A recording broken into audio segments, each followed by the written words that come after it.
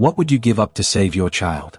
When hell claimed my daughter's soul through an ancient contract, I learned something terrifying. Hell doesn't burn you with fire, it buries you in rules. Desperate and out of options, I turned to the Lamias, serpent scholars who understand hell better than demons ever could. They didn't ask for blood or gold. They asked for my humanity. Before we begin, thank you for being here, for listening, for imagining, and for giving this story your time. Now, let me tell you what that cost me. The bargain beneath the world. The old maps called the place a fault, a wound in the earth where the world had split and never healed. The people of the high valleys called it the throat. From above, it was a narrow cleft half-choked with thorn and scree, a place shepherds avoided and birds circled without landing. From below, if below was the right word, it opened into a cavern so vast that sound itself seemed to drown there. Iria stood at the lip of the throat and felt the pull of it in her bones. The wind rose from the depths, cold and mineral, carrying the smell of wet stone and something older, resin and musk, the memory of scales warmed by fire. Her torch guttered, its flame bending toward the darkness as if the dark were a mouth drawing breath. She tightened her grip on the leather-wrapped haft and forced herself to look down. The stairs were not carved so much as grown. They spiraled along the inner wall of the cleft, ribs of black rock fused with veins of crystal that caught her light and fractured it into trembling rainbows. Far below, the glow of bioluminescent fungi traced the cavern floor like fallen constellations. Somewhere in that immensity lay the city of the Lamias, coiled around the roots of the world. She swallowed and stepped onto the first stair. The descent took hours. Her calves burned, and her shoulders ached from the pack that held her offering, a length of silk dyed with saffron and ash, 3 vials of alchemical quicksilver, and the blade. The blade weighed more than it should have, as if it resented being carried away from daylight. It was old, older than the high valleys, older than the maps, and it hummed faintly when she drew near the crystal veins, a sound she felt in her teeth. Her father's voice haunted the stairs with her. "You don't bargain with what lives under the world," he had said the night before the fever took him. "You endure, or you die clean." Iria had held his hand as the sickness burned him hollow, the healers shaking their heads. She had listened to the bells toll for the children lost that winter, the earth giving nothing back. Endure. Die clean. The words rang thin against the ache of it all. At last the stairs widened into a shelf of stone, and the cavern opened around her like a cathedral turned inside out. Pillars rose from the floor to vanish into shadow. Water fell in silver threads from cracks in the ceiling, collecting in pools so clear they mirrored the stars she had left behind. The air was warmer here, alive with a low, thrumming sound, a chorus of breath and movement. The Lamias watched her from the dark. She felt them before she saw them, a prickle along her spine, the sense of eyes at different heights, different angles. Then a shape detached itself from the shadow of a pillar and slid forward, smooth as oil. The upper half was a woman's, skin the color of burnished copper, hair braided with beads of bone and crystal. The lower half was a serpent's coil as thick as a fallen tree, patterned with dark chevrons that caught the light. Others followed, some larger, some smaller, their coils whispering against stone. Their eyes were unblinking, pupils slit like knives. They wore little, sashes, collars, armlets etched with sigils, but they carried themselves with a regal ease that made Iria feel suddenly clumsy, all knees and elbows and fear. The foremost Lamia stopped an arm's length away. Her gaze flicked to the pack, to the torch, to Iria's face. "You walk deep for a surface-born," she said, her voice lead, as if 2 tones spoke at once. "Few do so without being dragged." "I came to speak," Iria replied. Her voice wavered, but she steadied it. "I came to bargain." A ripple passed through the watching Lamias. Some hissed softly, amusement or irritation she could not tell. "We do not bargain with dust," the Lamia said. "We trade, sometimes. We take, often. Why should we listen?" Iria took the blade from her pack and held it out, flat across her palms. The metal drank the torchlight, edges sharp as thought. "Because I carry something you lost," she said. "And because my people are dying." The Lamia's pupils widened. She did not reach for the blade. "Names?" she said. "Give me names." "Iria of the High Valleys," she said. "Daughter of Thomas, whose blood fed the wheat until the blight came. I speak for the villages between the river and the ridge." The Lamia inclined her head a fraction. "I am Serthai Coilborn, voice of the lower court. You stand beneath the world, Iria of the valleys. Speak your need.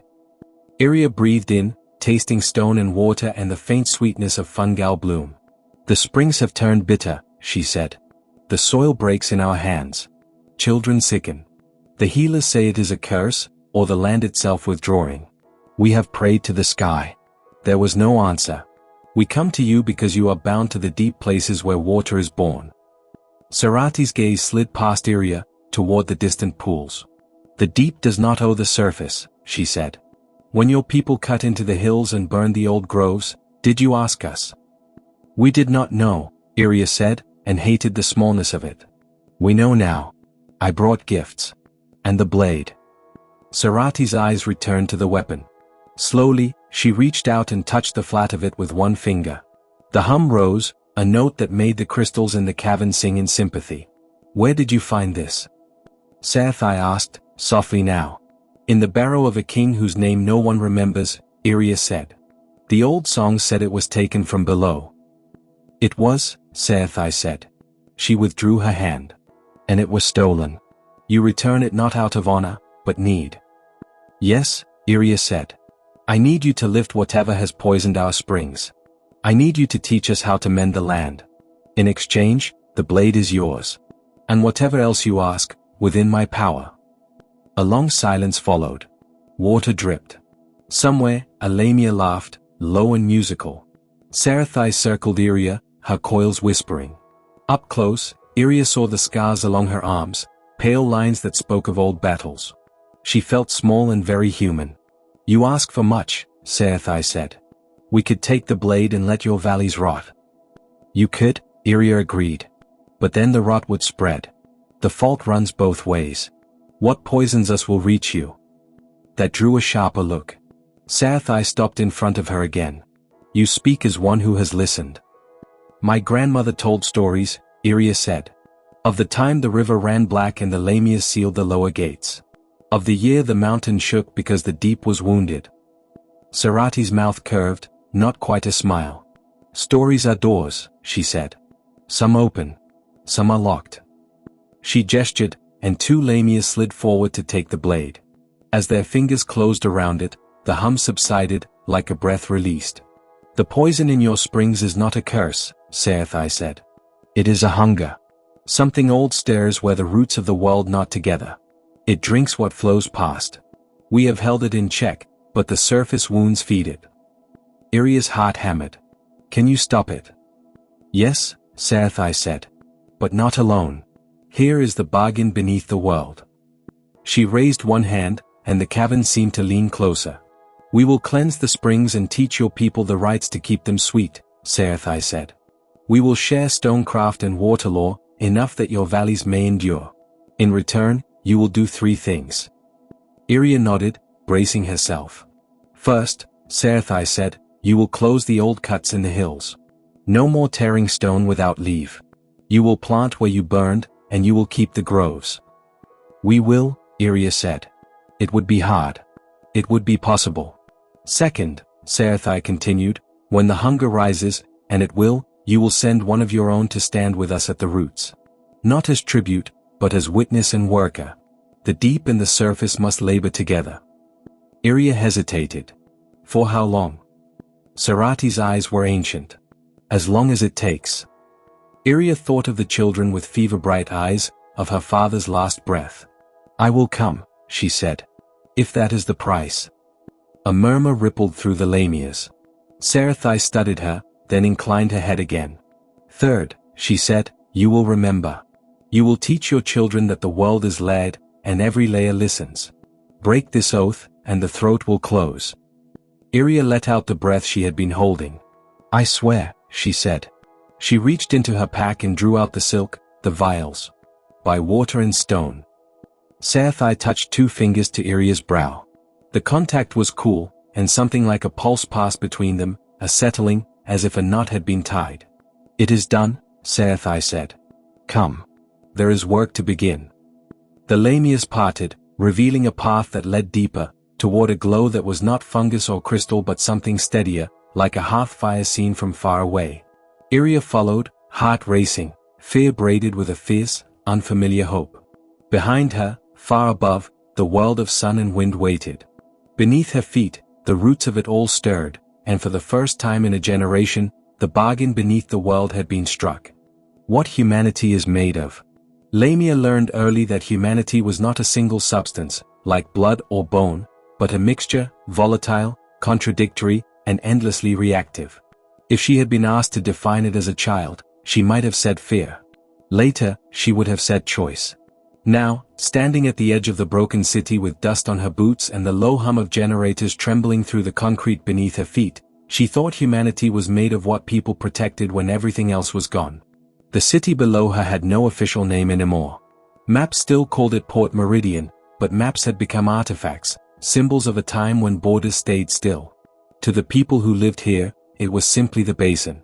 A place where the sea had once been held back by arrogance and steel, and where it had returned with interest. Half the skyline slanted like rotting teeth. The rest lay drowned, their upper floors reflecting the grey sky in fragments. Lamia adjusted the strap of her pack and began the descent. She moved carefully, testing each step, her body remembering routes her mind had not consciously charted. Muscle memory was its own kind of intelligence. It kept her alive more often than planning ever had. The air smelled of rust and salt and something faintly sweet, decay softened by time. Below, voices echoed through a collapsed transit hall. People. Not scavengers, not patrols. Families, by the sound of it. Children had a way of carrying their voices without fear of being overheard, as if the world had never punished them for being loud. Lamia paused. She had been sent to observe, not intervene. That was the phrasing command preferred, observe. It sounded neutral, scientific. Clean. Intervention implied responsibility, and responsibility was a liability no one wanted to sign for anymore. Still, she listened. A woman was speaking, her voice steady but strained. One at a time. There's enough if you don't rush. A man laughed, sharp and tired. You always say that. And it's always true, the woman replied. Lamia exhaled slowly and continued downward. The transit hall opened into what had once been a marketplace. Stalls built from scavenged doors and sheets of plastic lined the walls. Solar lamps hung from cables like artificial fruit. At the center, a fire burned in a metal drum, its smoke drawn upward through a jagged hole in the ceiling. No one noticed Lamia at first. That, too, was a skill. She wore no uniform, no insignia. Just lead gray and black, fabric chosen to break outlines rather than signal allegiance. Her face was unremarkable by design, scars faded, hair bound tight, eyes trained not to linger. She watched them. A boy counted ration chips with exaggerated seriousness.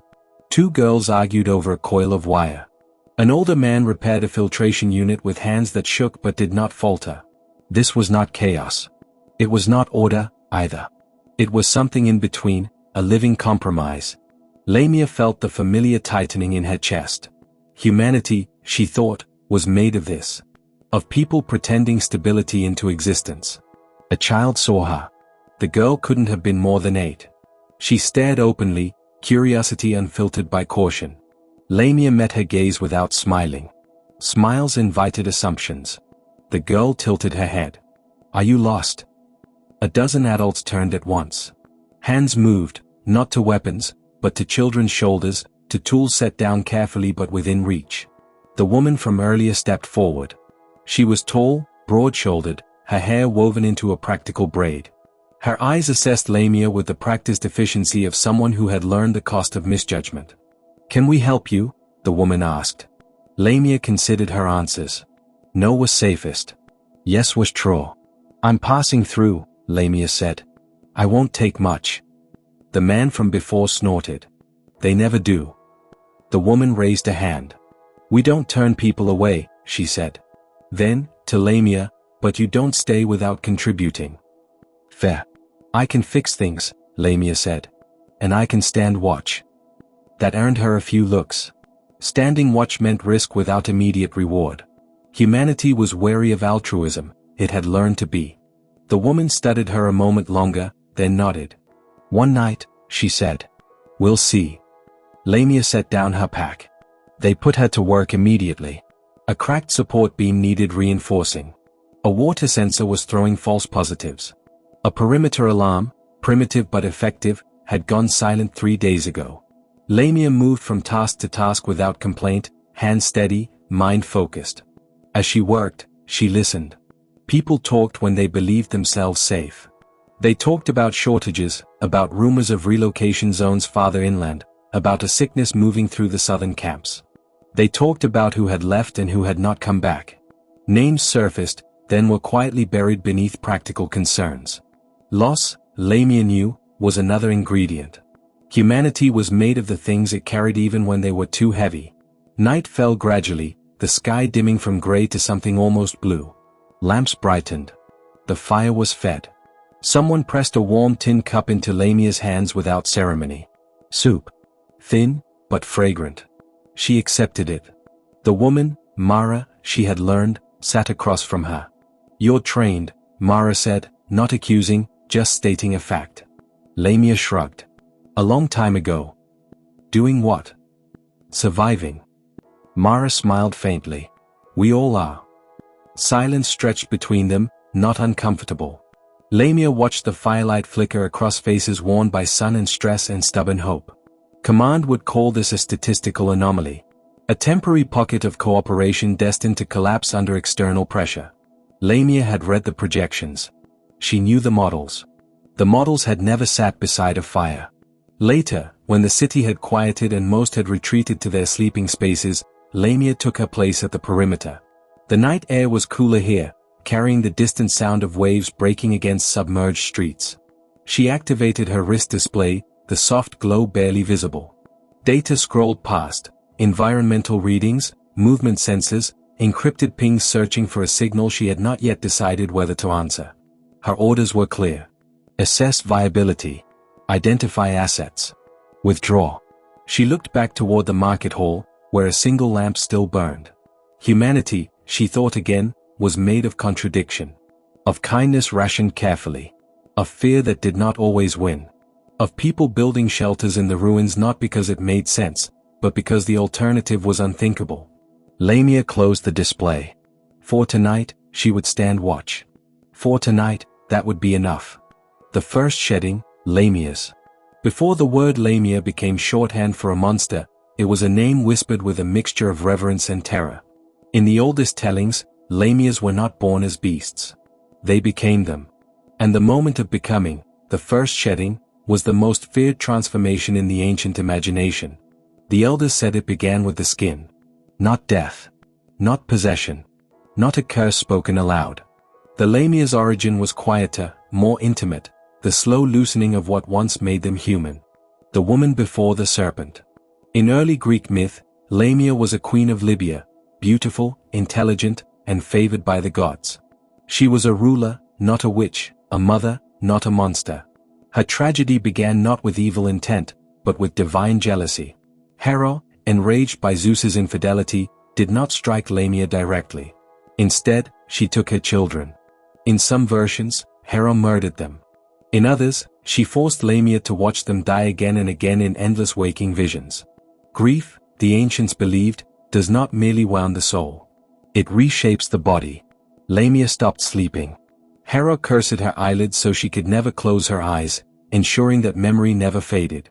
Madness followed, but not the raving kind. This was a focused madness, sharp, maternal, and ravenous. Lamia began to seek children, not out of hunger alone, but out of obsession. Each stolen child was a rehearsal of loss, a twisted attempt to reclaim what the gods had taken. But the transformation was not instant. That is where the first shedding begins. The moment the skin betrays the soul. Ancient storytellers described Lamias as women whose humanity slipped. At first, their reflections became unreliable. Their shadows moved too slowly. Their skin felt tight, as though it no longer belonged to them. This is the earliest form of shedding, not a serpent's molt, but a psychological rupture made physical. Greek physicians and philosophers believed the body mirrored emotional imbalance. Excess grief, rage, or desire could warp flesh itself. A Lamia was the ultimate expression of this belief, a woman whose sorrow fermented until her body could no longer contain it. At night, Lamias were said to scratch at their arms, their legs, their sides, not to wound themselves, but to escape themselves. The skin itched because it was dying. Beneath it, something older stirred. The first shedding was never witnessed fully. Those who claimed to have seen it spoke of a sound like wet cloth tearing. Others described the smell, iron, salt, and damp earth. When the skin finally split, it did not fall away cleanly. It peeled in strips, clinging, resisting, as though the human form itself refused to let go. What emerged was not yet the monster of later legend. It was something in between. Half woman, half memory. Early Lamias were not fully serpentine. They retained the upper body of a woman, face, breasts, arms, but their lower half had begun to lengthen and coil. This liminal form mattered deeply to ancient audiences. Monsters were most terrifying when they existed between categories. A Lamia could still speak like a woman, still weep like a mother, still remember her name. But her body no longer obeyed human law. Her spine moved differently. Her jaw could unhinge slightly. Her eyes reflected light like a predator's. These were not blessings, they were symptoms. Each physical change represented a further abandonment of the human world. The shedding did not end with one skin. It recurred. The cycles of shedding. Later folklore insisted that Lamias shed repeatedly, each time losing more humanity. This aligns with a broader ancient belief: monsters are not static beings, they are processes. Each shedding marked a moral and emotional threshold crossed. The first shedding followed unbearable grief. The second followed guilt. The third followed acceptance. By the final shedding, the Lamia no longer remembered who she had been. She no longer hunted children because she mourned her own, but because hunger had replaced memory entirely. Some texts claim Lamias stored their shed skins, hiding them in caves or ruins. This detail is often dismissed as embellishment, but symbolically it is crucial. The discarded skins represented past selves, identities no longer wearable, but not entirely destroyed. To destroy a Lamia, one did not simply stab the body. One had to burn the skins. Lamias beyond Greece. The idea of the skin-shedding female predator was not unique to Greece. Similar figures appear across cultures, suggesting that Lamias were not a single myth, but an archetype. In North Africa, serpent women spirits were said to lure travelers, shedding their skins at night to reveal scaled bodies beneath. In the Near East, Lamashtu, a child-devouring demoness, shared both the name and the function. Even in later Slavic and Balkan folklore, tales emerged of women who removed their skins or faces before feeding. The pattern is consistent. A woman wronged by fate. A loss too great to integrate. A body that adapts by becoming monstrous. The first shedding was the threshold between victim and predator. Sexuality, fear, and the Lamia form. Lamias were not merely child-eaters. They were seducers. Classical writers described them as beautiful above the waist, horrific below. This was no accident. Ancient societies often encoded sexual anxiety into monsters. The Lamia's shedding symbolized uncontrolled desire, the fear that passion could strip away civilization and expose animal instinct. Her serpentine lower body echoed older chthonic deities, tying her to earth, blood, and fertility twisted into danger. Men who encountered Lamias in later myths often died not from violence, but from exhaustion, madness, or wasting illness. These were metaphors for moral decay, for the belief that indulgence eroded the soul layer by layer, just as the Lamia's skin peeled away. The tragedy beneath the terror. Despite their cruelty, Lamias were never portrayed as gleefully evil in early myths. They were tragic inevitabilities, what happens when suffering is unanswered by justice. The first shedding was not a choice. It was a failure of the gods. The ancient world understood something modern horror often forgets. Monsters are born when pain is ignored. Lamia's transformation was a warning, not just a fright. It asked a brutal question: what becomes of those whom the divine abandons? The answer, in Lamia's case, was something that could no longer remain human, but could not fully escape being one either. Legacy of the first shedding. By the Hellenistic period, Lamias had multiplied. They were no longer a singular figure, but a species of night dwellers, blamed for infant deaths, miscarriages, and unexplained illness. The first shedding became ritualized in folklore, something that happened to certain women who crossed unseen boundaries. Midwives whispered signs. Fathers watched daughters carefully. Dreams of snakes were feared. The Lamia endured because she embodied a terrifying possibility: that identity is fragile, and under enough pressure, it can peel away. What the Lamia truly represents. At its core, the first shedding was never about serpents. It was about loss so profound that the self cannot survive intact. The Lamia did not awaken one day and decide to become a monster.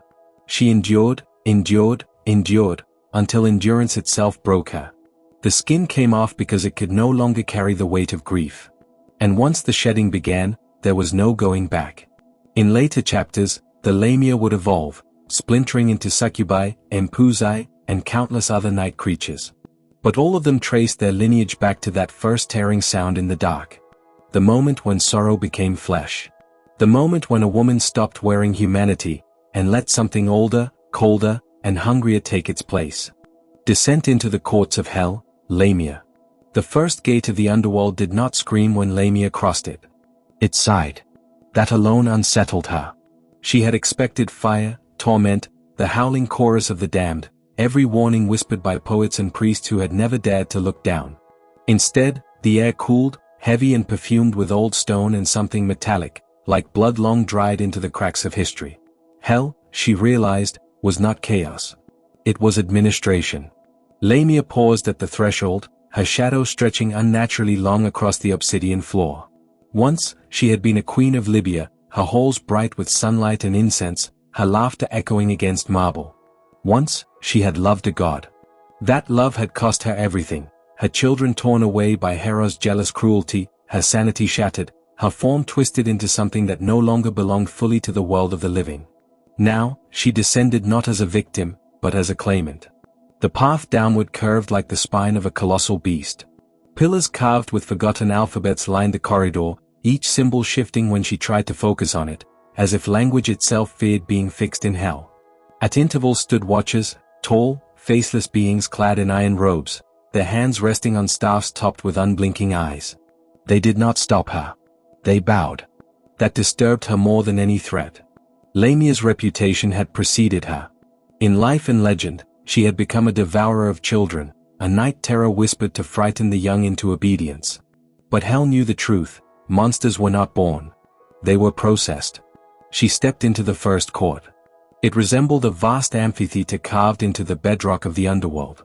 Tier upon tier of seats rose into darkness, occupied by figures both human and inhuman, judges, demons, fallen spirits, and ancient things whose names had been erased from memory. At the center stood a circular dais etched with binding sigils, the symbols glowing faintly as Lamia approached. A voice echoed, neither male nor female, neither singular nor multiple. Lamia of Libya. Beloved of Zeus. Childless mother. Devourer. You stand before the courts of hell. State your cause. She lifted her chin. Her eyes, once mortal, now glowing faintly gold, swept across the assembly. I seek recognition, she said.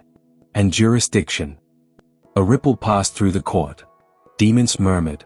A few laughed softly, like knives sliding from sheaths. Recognition, the voice replied. You already haunt the world of men. I haunt it without order, Lamia answered. Without law. Without restraint. That was never my choosing. The sigils beneath her feet flared brighter. From the shadows stepped the first advocate of the court, a being shaped like a man but hollow, his chest an open cavity filled with slowly turning gears. Scrolls of skin unfurled from his arms, each inscribed with contracts written in blood and flame. You were punished by a goddess, the advocate said. Cursed with sleeplessness, driven mad by grief. Your transformation was collateral. Collateral is a word used by those who survive, Lamia replied coldly. She took another step forward. The watchers did not stop her. I was made a warning, she continued. A story told to mothers and children. But stories have power. And power, in hell, is regulated. A low chuckle rolled through the court. From the highest tier descended a figure wrapped in crimson robes, his face obscured by a mask split vertically down the center, one side serene, the other screaming. You wish to formalize your monstrosity, he said. To be more than a myth. I wish, Lamia corrected him, to rule what I have been forced to become. Silence followed. Not the absence of sound, but its suspension, as if hell itself leaned closer to listen. The masked judge gestured, and the air around Lamia shimmered. Images rose like smoke, her children, their faces frozen in the moment they were taken from her. Hera's cold gaze. Zeus turning away, thunder silent. Lamia collapsing into grief so vast it hollowed her soul. Then came other images. Darker ones. Children disappearing in the night. Mothers waking to empty cradles. Lamia's shadow slipping through villages, her hunger no longer purely physical but metaphysical, a need to consume what she had lost, again and again, without end. You have committed atrocities, the judge said. Even by our standards. Yes, Lamia whispered. Her voice did not tremble. And I will commit more, if left unchecked. That, finally, drew attention. In chaos, suffering multiplies, she continued. In order, it concentrates. Hell understands this. Heaven never did. A murmur of agreement moved through the lower ranks of demons. The advocate stepped forward again. You seek a domain. I seek custody, Lamia said. The word echoed strangely. Over whom? Asked the voice of the court. Over lost children, Lamia replied. Over nightmares born of grief. Over the threshold where innocence dies and fear takes its place. The sigils blazed white-hot. The judges conferred without speaking, their thoughts rippling through the air like pressure waves. Lamia felt them probe her essence, peeling back layers of myth and memory until they reached the core of her being, not the monster, but the mother who had never stopped screaming. At last, the masked judge raised his hand. Hell does not reward suffering, he said. It weaponizes it. He descended the final steps until he stood before her. You will be bound, he continued. Your hunger regulated. Your movements restricted to the margins of the mortal world. Bedrooms, thresholds, dreams. You will not slaughter indiscriminately. And in return? Lamia asked. In return, the judge said, you will become necessary. The floor cracked open. From the fissure rose a throne forged of blackened bone and iron, its armrests carved into the shapes of coiled serpents. Chains inscribed with infernal lore wrapped around it, waiting. This is your seat in the courts of hell, the voice announced. Lamia, matron of night terrors. Warden of lost innocence. Queen of the unquiet cradle. Lamia stared at the throne. For the first time since her descent, fear touched her, not of punishment, but of permanence. To sit was to accept. To rule was to never be free. She thought of her children again, not as they died, but as they lived. Their laughter. Their small hands in hers. The warmth of a life that had been stolen and twisted into legend. If hell demanded a monster, she would ensure it was a monster with rules. She Saturday. The chains snapped into place, not restraining her body, but anchoring her essence.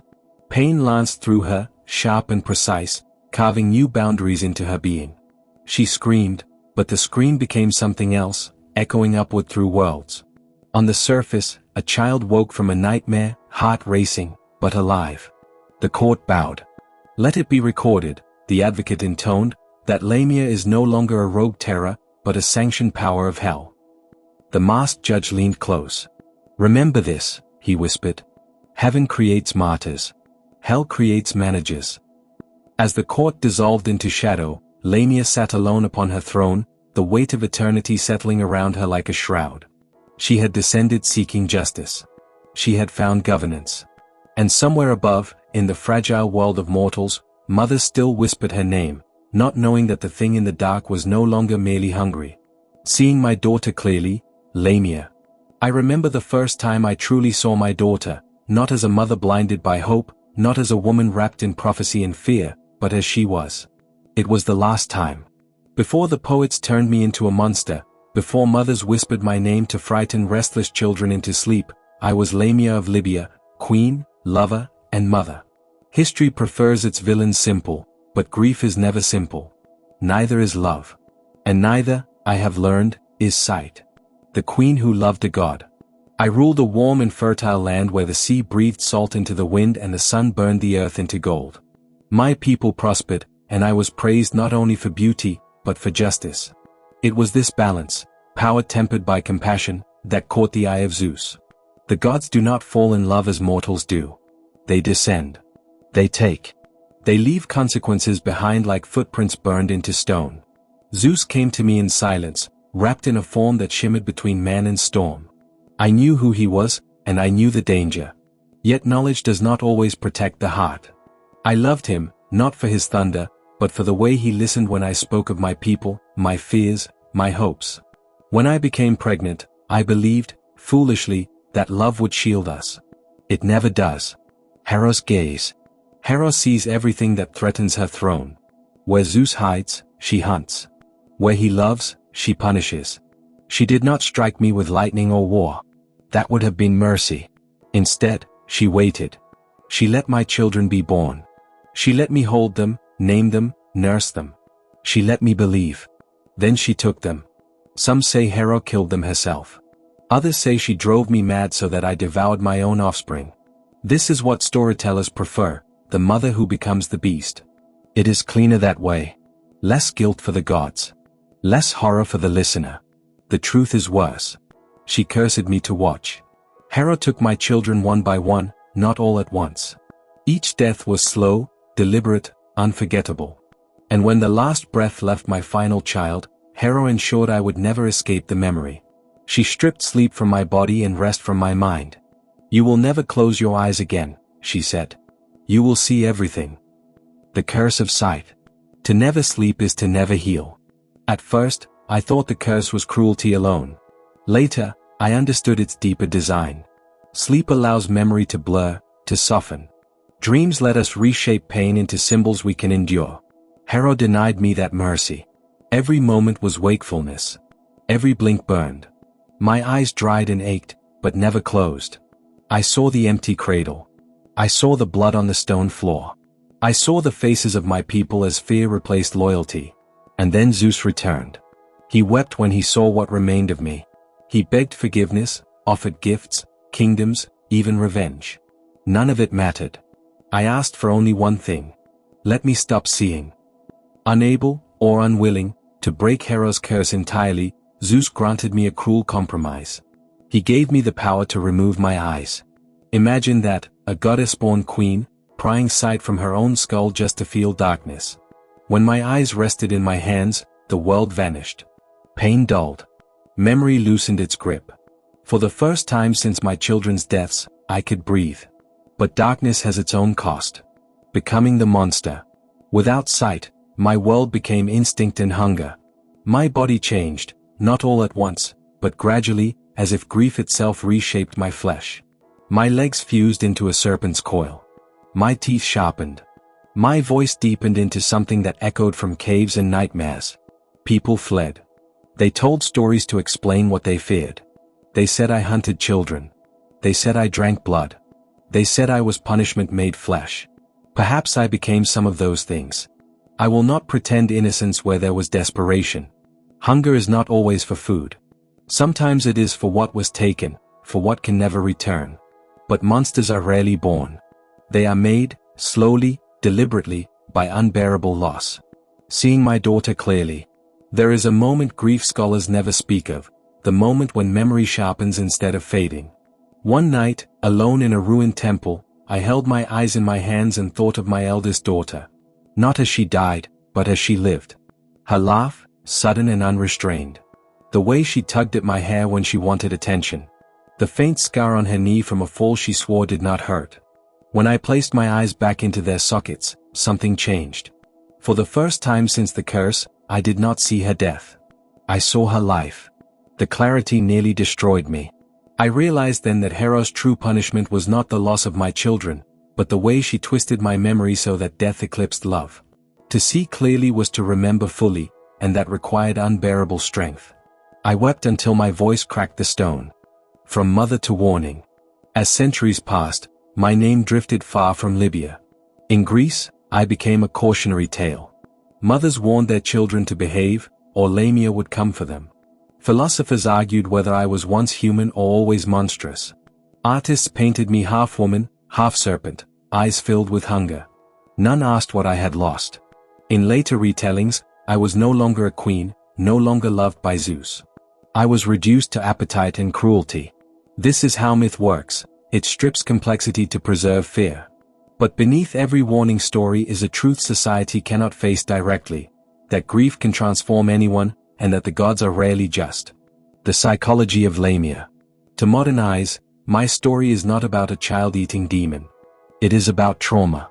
I am the embodiment of maternal loss taken to its extreme. The sleeplessness, the intrusive memories, the dissociation, these are not curses, but symptoms. My serpentine form reflects how grief alienates the sufferer from the human world. My hunger mirrors emotional starvation. Even my eyes, removable, unbearable, symbolize the desire to both remember and forget. I did not want to stop loving my daughter. I wanted to stop reliving her death. Legacy of a broken mother. In later centuries, my name echoed in unexpected places. Medieval demonologists listed me among night spirits. Renaissance writers used me as metaphor for destructive passion. Even modern psychology borrows my name, Lamian figures, symbols of devouring grief. Yet none of these fully capture me. I am not simply the monster under the bed. I am the mother who never slept again. I am the woman punished for loving a god. I am the warning not to underestimate the cost of divine jealousy. And above all, I am the mother who, for one brief moment, saw her daughter clearly, not through the lens of death, but through love. That moment did not save me. But it reminded me that I was once human. Closing reflection. If you hear my name whispered in fear, remember this: monsters are often mirrors. They reflect the violence of those who created them. Hera cursed me, Zeus failed me, and the world remembered only what frightened it. But somewhere beneath the scales and stories, beneath the centuries of distortion, Lamia still remembers her child's laugh. I gave up my humanity to save my daughter, and the truth is, I'd do it again.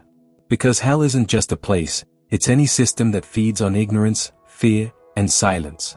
And sometimes, love isn't about feeling more. Sometimes, it's about understanding more. If this story made you think, or unsettled you in the right way, thank you for staying until the end. Your time means more than you know. If you'd like more stories like this, consider liking, subscribing, or sharing your thoughts below. Now I'll leave you with this question. What would you give up to save someone you love?